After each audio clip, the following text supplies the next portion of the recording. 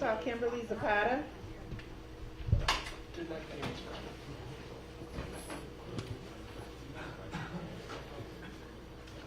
The State of Wisconsin versus Kimberly Zapata, 22 CF 4307.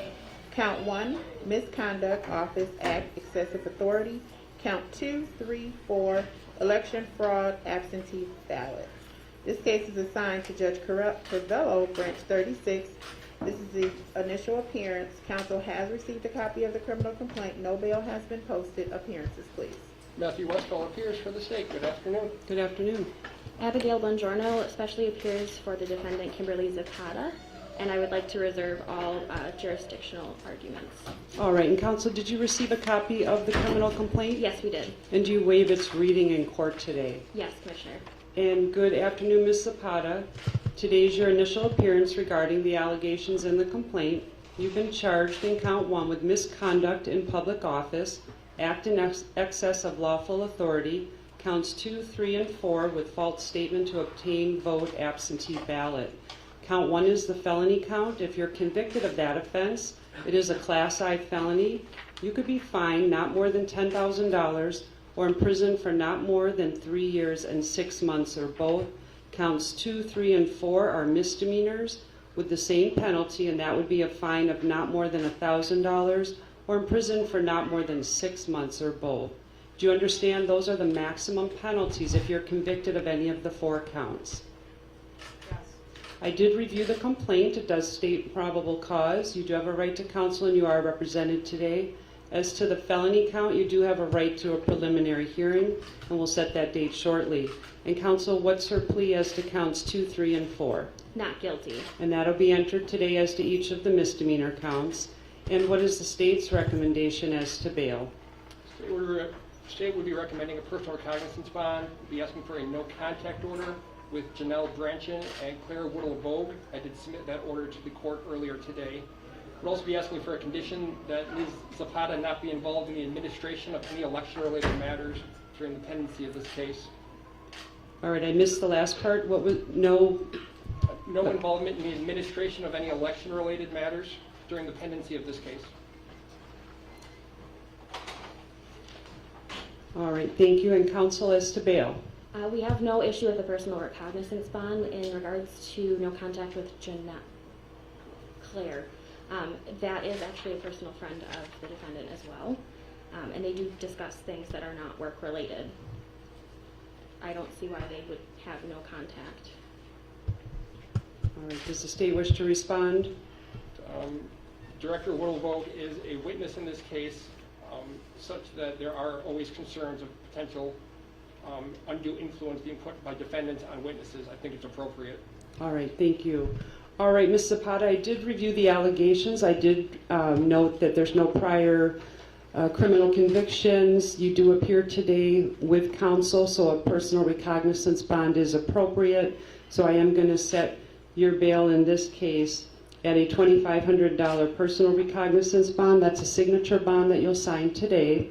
Also, as a condition of your bail, you are not to take part in any administrative election proceedings or related to elections during the pendency of this case. Do you understand that condition?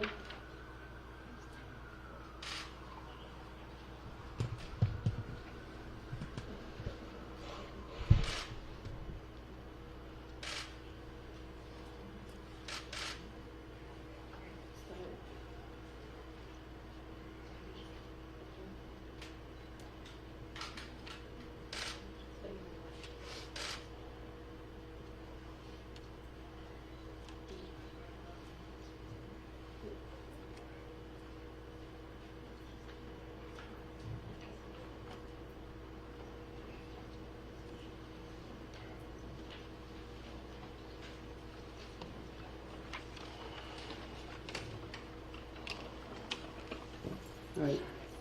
Do you understand, and I guess any administration of election-related matters, to be more precise. Do you understand that condition? Yes, she's still technically employed with the Election Commission, but she will not be actively participating in any employment All right, and that's during the pendency of this case or until a judge were to change that condition.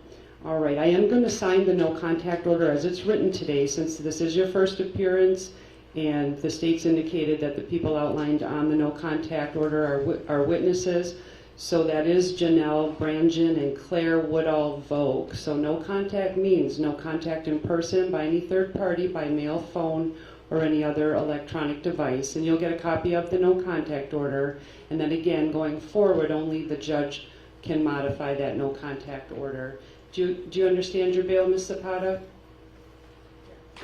All right, we're going to set your next court date, which will be your preliminary hearing. For scheduling purposes, I'm out of the office the last 2 weeks of this month, so either before then or after then would be the state's request. Would this be an in-person? It can be by Zoom, and we'll give you that information for the prelim. Perfect.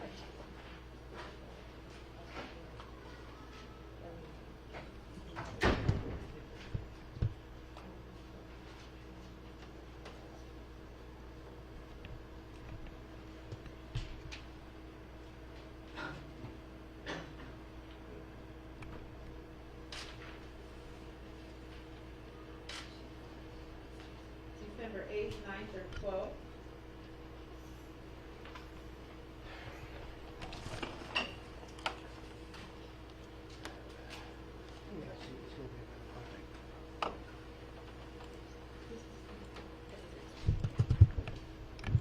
So the 9th or 12th would be best for me.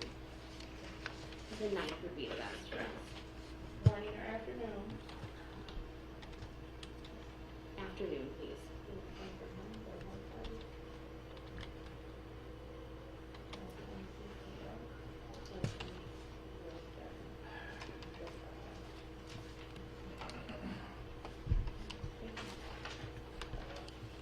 The next court date will be December 9th at 1:30 for the preliminary hearing and prelim court before Commissioner Phillips.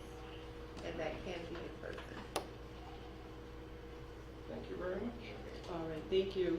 And then step by the deputy. You have to step by the deputy to sign your PR bond. Here's my